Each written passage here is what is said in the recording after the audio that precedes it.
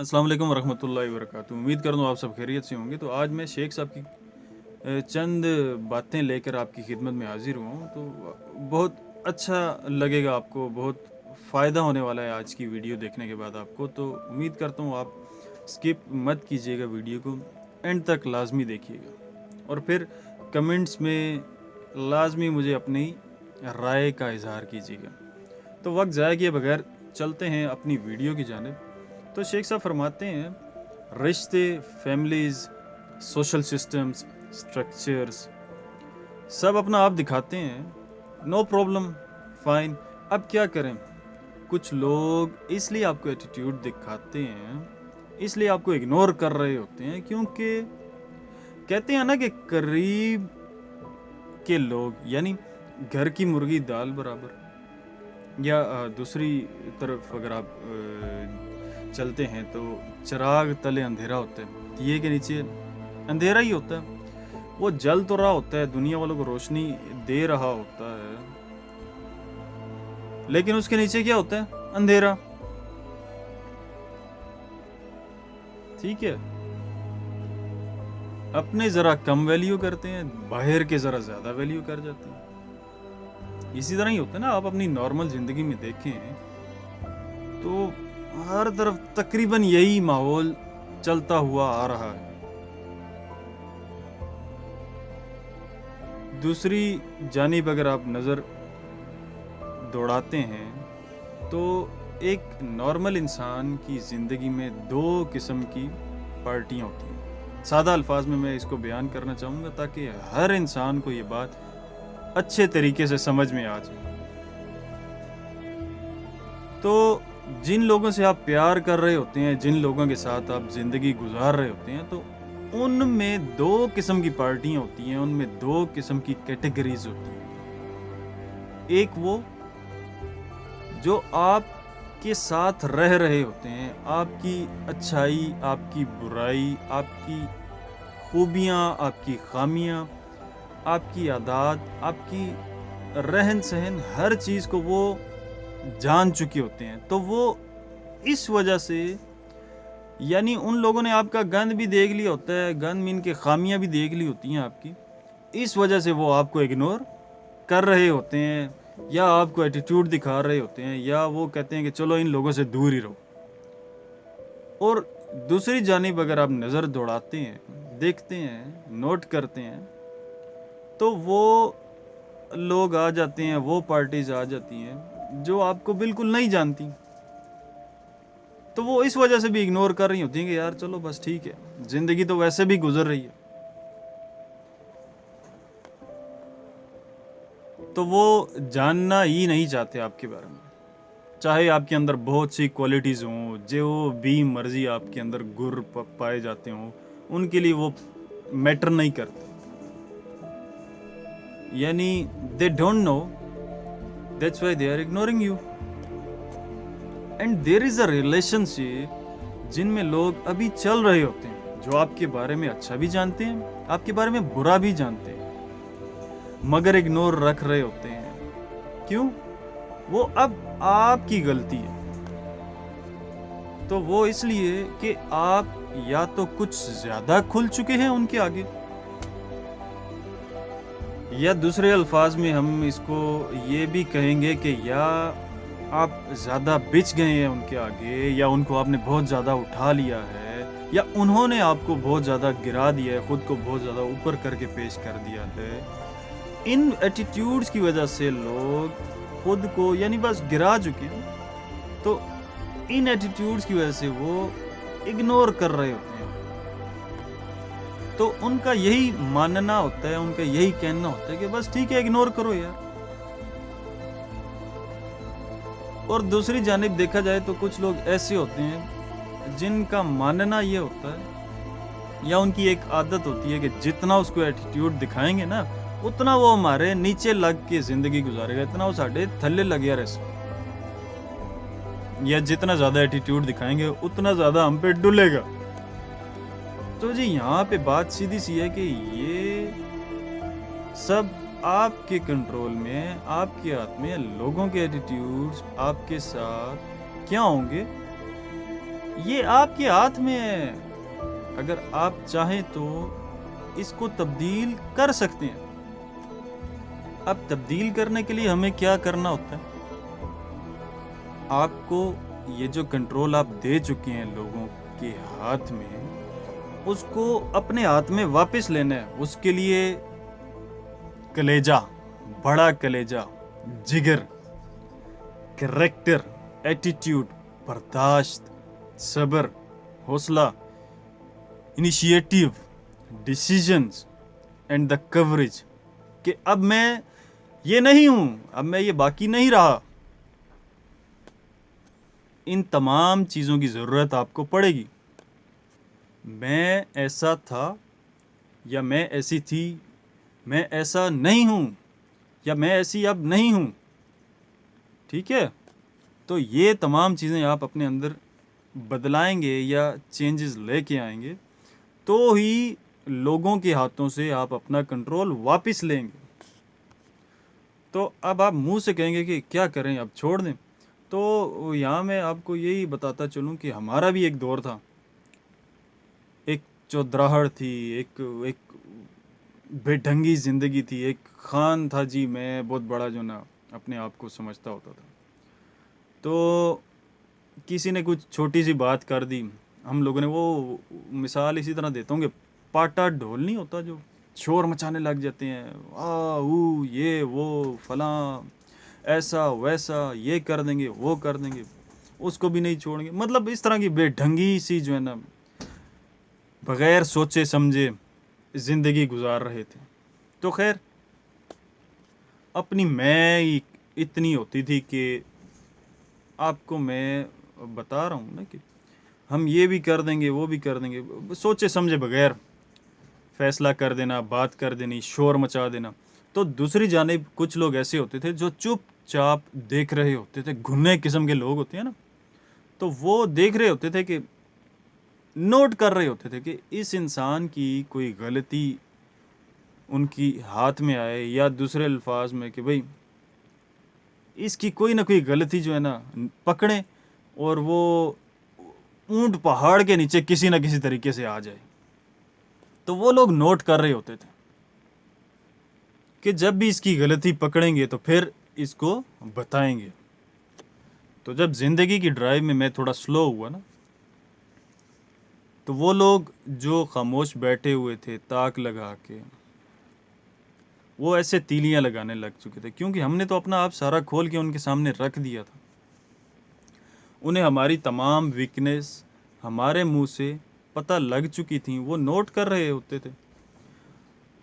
यानी ज़ाहिर सी बात है, हम पाटा ढोल दें, हमने अपना सारा कुछ खोल के खुले ड्रम जो है ना वो शोर शार हा हू करके अपना आप सारा उनके हाथों में दे दिया। उनको बता चुके थे, हमें उन लोगों की मर्ज़ी से जहाँ वो चाहते थे शोर मचवा देते थे हमारे ही, जहाँ मारो यानी हम लोग बोल पड़ते थे, शुरू हो जाते थे आगे से। उसी वजह से क्या होता था, लोग मतलब मानते थे हमें, हमारी भी खैर दोस्ती यारियाँ होती थी। उसके अंदर क्या हुआ, लोगों ने नोट किया होता था कि जो तो होते हैं ना, यानी बड़ी बड़ी अपनी मैं में, वो लोगों ने नोट किया होता है। तो खैर जो लोग अपनी मैं में रहने वाले होते हैं ना, तो जो लोग अपनी मैं में रह रहे होते हैं ना, तो उनके आसपास जो घुन्ने किस्म के खामोश किस्म के लोग होते हैं ना, वो नोट कर रहे होते हैं ना।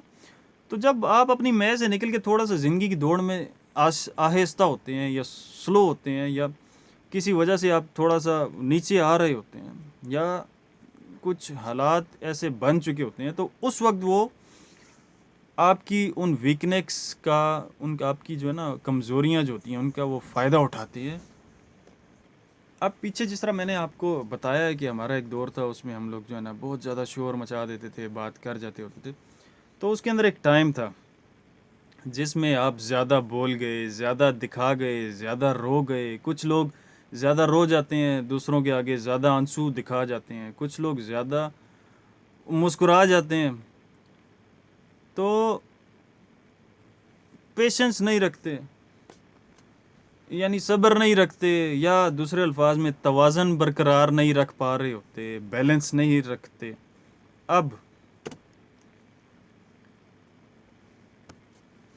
लोग जो है ना वो जजमेंट पास कर रहे होते हैं, वो इन तमाम चीज़ों की एक नज़रिया बना रहे होते हैं आपके बारे में। लोगों के अंदर सदियों से एक बहुत बड़ी बीमारी चलती आ रही है जिसे हुब्बे रियासा का नाम दिया जाता है। लोग उसे हुब्बे रियासा के नाम से जानते हैं, यानी कि लोगों के ऊपर डोमिनेंट रह के रूल करना, अपना टैका मनवाना, अपना टैका उनके ऊपर रखना लोगों को मतलब बहुत पसंद होता है ना। ये लीडरशिप के अंदर नहीं आता, इसको लीडरशिप नहीं कहा जाता, बल्कि लीडरशिप का मतलब कुछ और है। उसका मतलब इस तरह है कि लोगों को डोमिनेटिंग करना नहीं होता, लोगों को गाइड करके साथ लेकर आगे चलना लीडरशिप कहलाया जाता है। उनको रोब के अंदर, दबदबे के अंदर अपने नीचे रखना, अपने थल्ले रखना, पंजाबी में अपने थल्ले लगा के रखना भाई कि मेरा मैं मेरी मानी जाए, मेरी हर कोई चीज़ जो है ना रद्द ना हो, मेरी कोई बात जो है ना वो उसका इनकार ना हो। इस चीज़ को आप लीडरशिप नहीं कहते। जैसा कि मैंने आपको अभी थोड़ी देर पहले बताया कि दूसरी जो चीज़ थी जिसे हुब्बे रियासा का नाम दिया जाता है, इसी की वजह से बहुत सी कौमें बर्बाद भी हो चुकी हैं। तो अब वापस आते हैं अपने टॉपिक की जानिब। तो जब ये हो जाता होता है ना कि ये सारी चीज़ें आप बता चुके होते हैं लोगों को अपने बारे में, तो लोग क्या करते हैं, वो समझ जाते हैं कि भाई ये शख्स कॉम्प्लेक्स का भूखा है, इसमें इनसिक्योरिटियाँ हैं, उसको हमारी तायद चाहिए ही हर काम में। ये इसलिए ज़्यादा फुंगड़ता है क्योंकि इसके अंदर एक वैक्यूम है, ये अंदर से खाली है। बहुत सी चीज़ों का मुरक्कब जो है ना वो आप उनको बता चुके होते हैं। जब वो आपके अंदर का आप सॉल्व कर लेते हैं ना, तो उनका पहला वार ये होता है कि इसको इग्नोरेंस पेश करो, इसको इग्नोरेंस दो, तो ये कैसे देखना मछली की तरह फड़फड़ाएगा। And more you will start getting ignored by people, and more are actually showing their attitudes to you.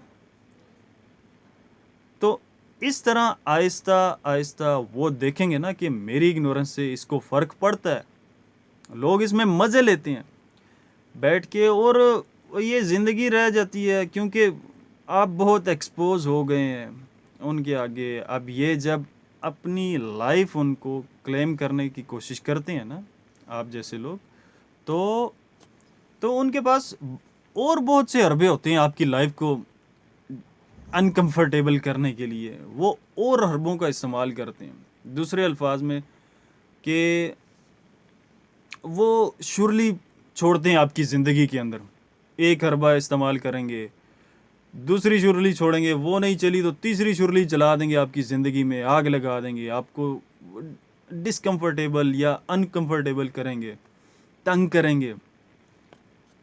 एक चीज़ आपको इस हाथ से देंगे, दूसरी चीज़ आपसे खींच लेंगे वापस, बस आपको तंग करेंगे क्योंकि आपने अपना आप बहुत ज़्यादा खोल दिया उनके आगे। उनको आपको हिलाना आता है, तो उनका असल इंसेंटिव होगा।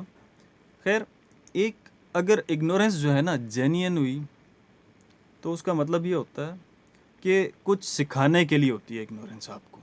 एक इग्नोरेंस होती है जो मज़े लेने के लिए भी होती है, और एक वो इग्नोरेंस होती है जो डोमिनेंट करने के लिए होती है।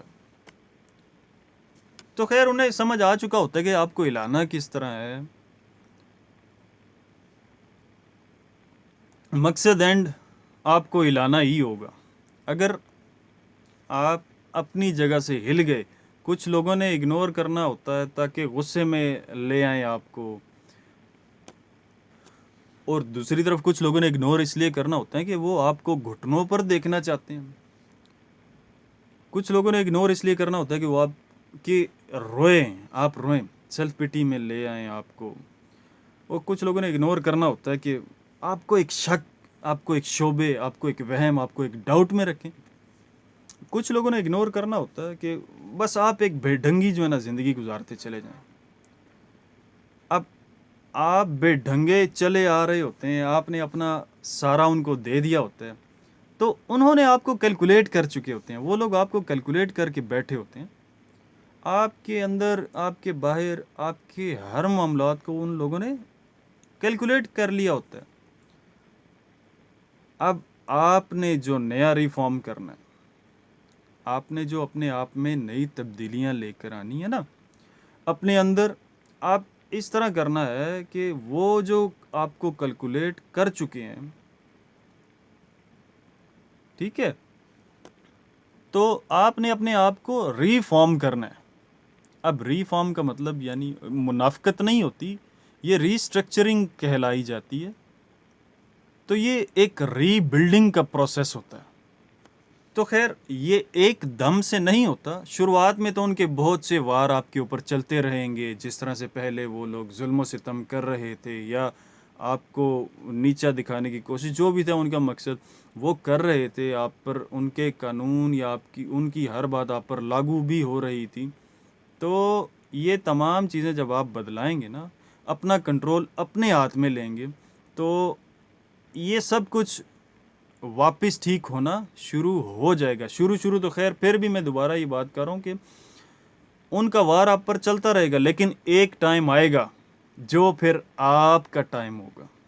आखिरी बात करता हूँ, मुंह से नहीं मांगते इज्जत, ये एक ऐसी चीज़ है, इसको कमाया जाता है। तो यही बात है ना कि इज्जत कमाई जाती है, बल्कि बनाई जाती है, मांगी नहीं जाती। किसी के घुटनों में बैठ के उसके हाथों को चूम लेना, इस तरह से वो कभी भी आपको इज्जत नहीं देगा।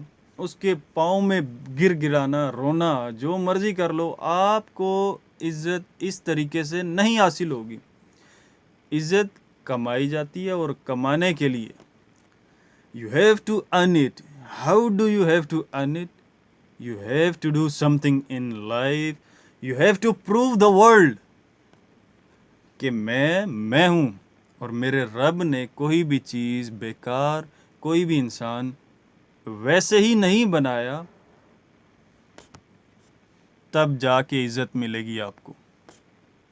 मगर दूसरी जानिब वो लोग अब भी आपको इग्नोर ही कर रहे होंगे या इग्नोरेंस दिखा रहे होंगे।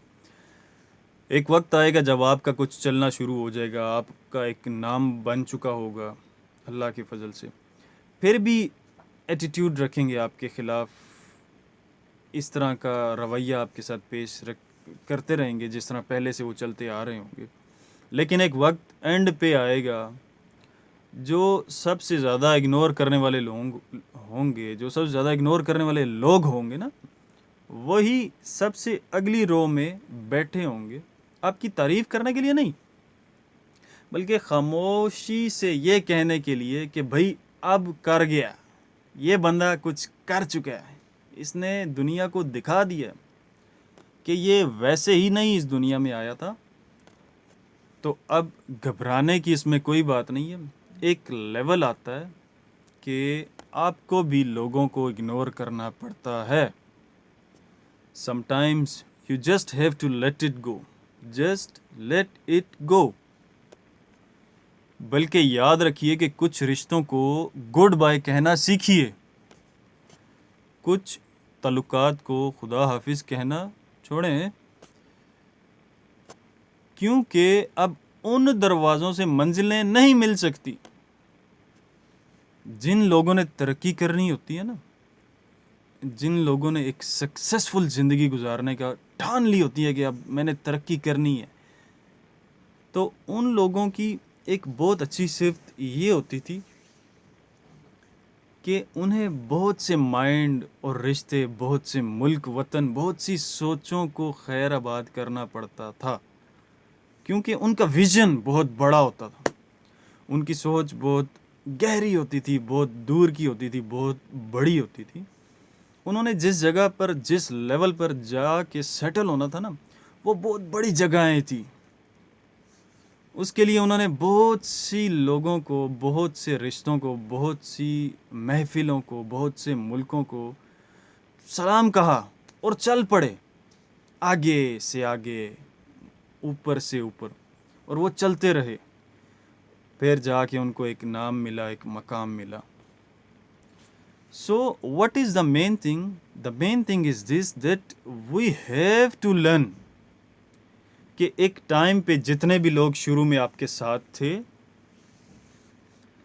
वो सफ़र में कहीं ना कहीं जाके या तो उनकी भूख मर जाएगी, या वो डिप्रेस हो जाएंगे, या वो टेंस हो जाएंगे, या एग्रेसिव हो जाएंगे, या वो अनडिफाइंड में रह नहीं पा सकेंगे, या वो आपके साथ सफ़र नहीं कर सकेंगे, या वो आपकी कमज़ोरी की शक्ल में कंफर्टेबल थे, अब नहीं हो सकते, अब आप थोड़ी बड़ी चीज़ हो चुके हैं, या वो आपको अंदर से पहले नहीं मानते थे, मगर कुछ मफादात थे, कुछ लालच थी, या कुछ काम ऐसे थे जिनकी वजह से वो आपके साथ जुड़े हुए थे। ज़िंदगी की जो दौड़ है वो मगन थे, बस उसमें वो गुजार रहे थे, वो आपको साथ लेकर चल रहे थे, मगर और नहीं कर सकते।